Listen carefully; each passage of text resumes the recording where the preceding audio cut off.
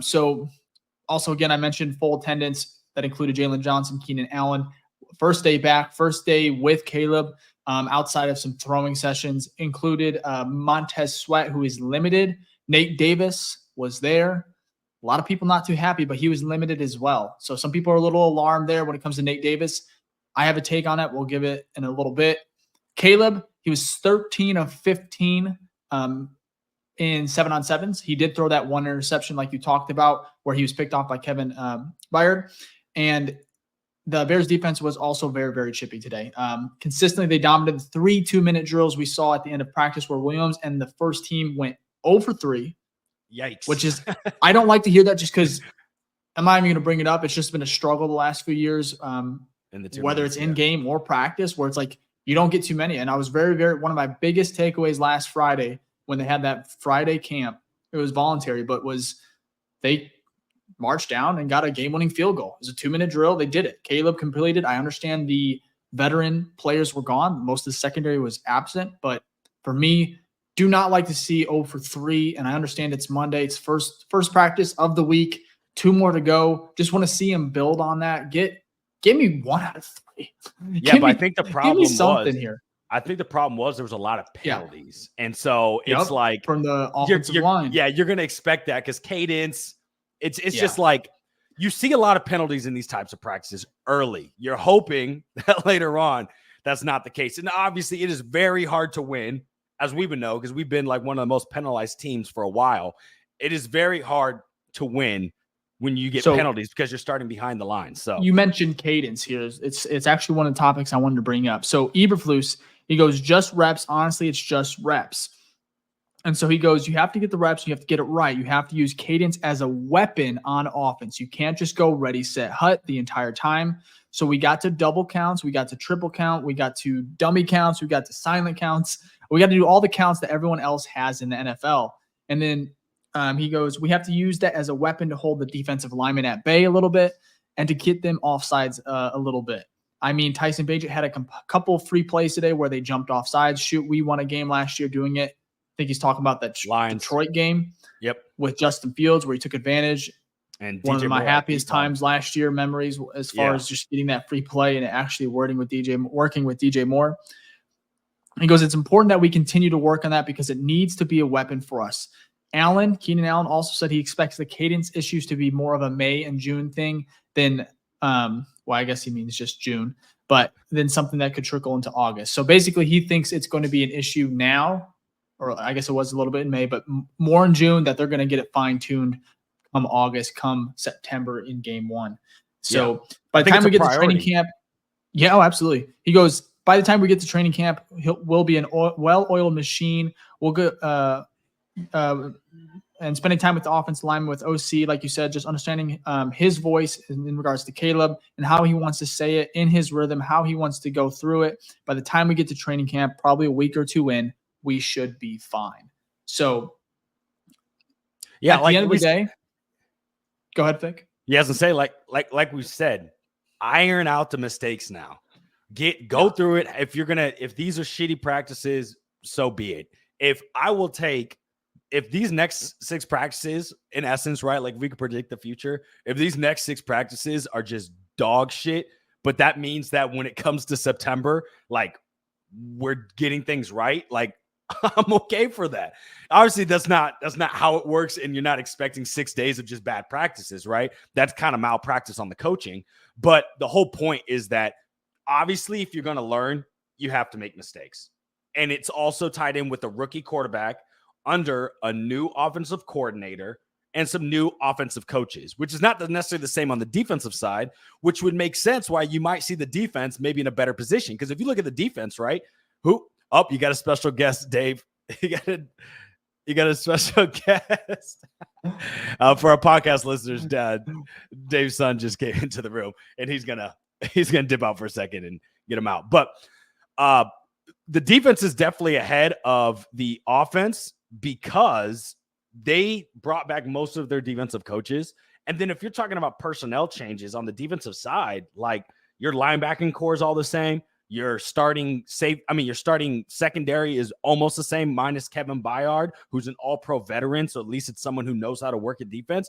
And then your defensive line is basically the same as well. So most of the upgrades on this team was on the offensive side and offensive coaching. So like if there's going to be, I'd say, more hurdles on that side, is because they have way more to learn. They're way behind the 8-ball compared to the defensive side. So take it as it is. All right. So he just wanted to remind me to basically put money on Caleb Williams Rookie of the Year and want to talk about that. That's smart kid, huh? Yeah. No, it's funny. But what were you talking about, Vic? Sorry about that. I was saying, no, you're good. I was saying that why we are seeing maybe the defense a little bit further ahead is that Montez Sweat brought it up. A good point. We were talking about on the defensive side, not only did they bring back most of their players, right? Like linebacking core is all the same. Defensive line is all the same, except Austin Booker, right? And then your back end, your only starter that's being replaced is Eddie Jackson with Kevin Byard, who's also a veteran, right? So you have that. And then also Sweat talked about how most of the defensive coaches are the same. So you can kind of continue off of what you just had. You see the exact opposite on the offensive side. New offensive coordinator, brought him with the new wide receivers coach. I think the O-line coach is the same, but a new running backs coach. And then you also have a new rookie quarterback, a new rookie wide receiver, Keenan Allen, which is a veteran, still new, but you know what I mean? Like the only consistency was really kind of the offensive line.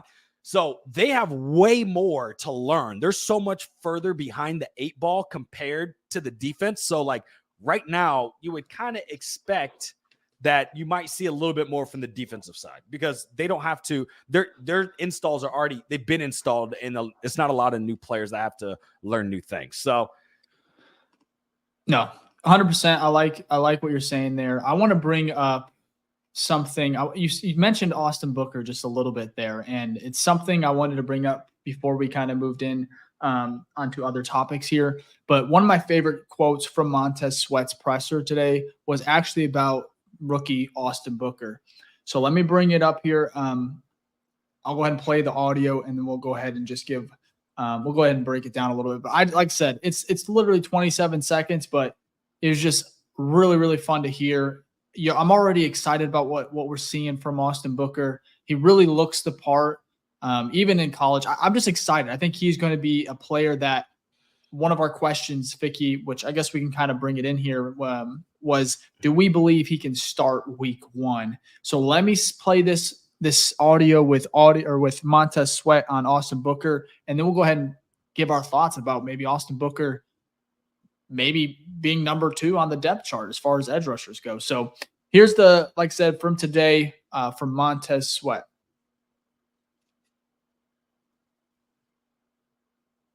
What do you see in Austin Booker? Oh man, I'm excited about him. He's got the whole makeup. Maybe I'm having audio issues. Let me. yeah, I might just refresh. It's all a little fresh, but I don't even want to paraphrase it because it was so good. No, it was a great quote. It was kind of, I don't know, it seemed genuine, authentic, and it's also good to hear it from someone who is also like Austin Booker has the same type of stature and frame as Montez, like maybe a little bit smaller in weight, but like they're both giant human beings. So it was kind of good to get his perspective on that. Yeah. Well, I had the clip up here, but essentially what again, I don't want to paraphrase it, but just because it was so good. And I think I'll give it one more shot here. So again, Montez Sweat, which is good just to see him back. I think he had popped in a couple times prior, but this is really him and Keenan Allen's first time just being back at Hallis and kind of being a part of the team, I guess you could say, as far as the veteran presence. Oh man, I'm excited about him. He's got the whole makeup from the frame to the pass rush ability. I mean, he's gonna be a great player. What can you do to help make sure Austin gets the most out of his potential? I mean, I just got to be that big brother for him. I mean, be there for him when he has a question, and just help him along the way, just like the vets helped me. I want to play that first part because I think it was a little too quiet. One more. This is just, again, describing Austin Booker. You see it, Austin Booker. Oh man, I'm excited about him. He's got the whole makeup from the frame to the pass rush ability. I mean, he's gonna be a great player. So for me, Ficky, what you said was perfect. It seemed genuine when he said that. You know, he was excited about him. Just, I mean, his face and then his like tone. I mean, man, and you're kind of seeing it too. Like, it's hard not to be pumped about him. And I understand what 5th round, you know, as far as impact, what does that look like week 1? So one of the questions, and I'll get to who that was from. I think I have it pulled up here, Ficky, but it was essentially, do you think he can actually start week 1 opposite Montez Sweat? And this is from Justin Fields defender. Zach Knows Ball is the ad on Twitter. Hell of a name. But what do you think, Ficky? Could he? Yeah, possibly. But I saw reports out there that I can't remember who it was from. It may have been an ESPN article that basically the Bears are still in the market for a veteran defensive end. And they're kind of waiting for the period where it's going to be kind of like what they did with Yannick, right? Waiting for that period where you can get someone maybe on a deal because it didn't work out for them getting the numbers which they thought they would with another team. So it's kind of a two-parter though. So because of that, I think they're probably still going to go the veteran route. But that does not mean that Austin Booker does not become the starter maybe later in the season. I think because he's so raw, right? He didn't get that many snaps. He wasn't even a starter at his college, right? They basically bought him on potential. That's why some draft analysts were saying if Austin Booker would have stayed another year in college, he was projected to go in the 2nd round, right? So because of that, I think there has to be a little bit of expectation. Like maybe this guy needs just a little bit of time, just get things under, develop some skill sets that maybe he didn't have. And then if it's not this year, then next year, which I'm okay with. This, at the end of the day, is a 5th rounder.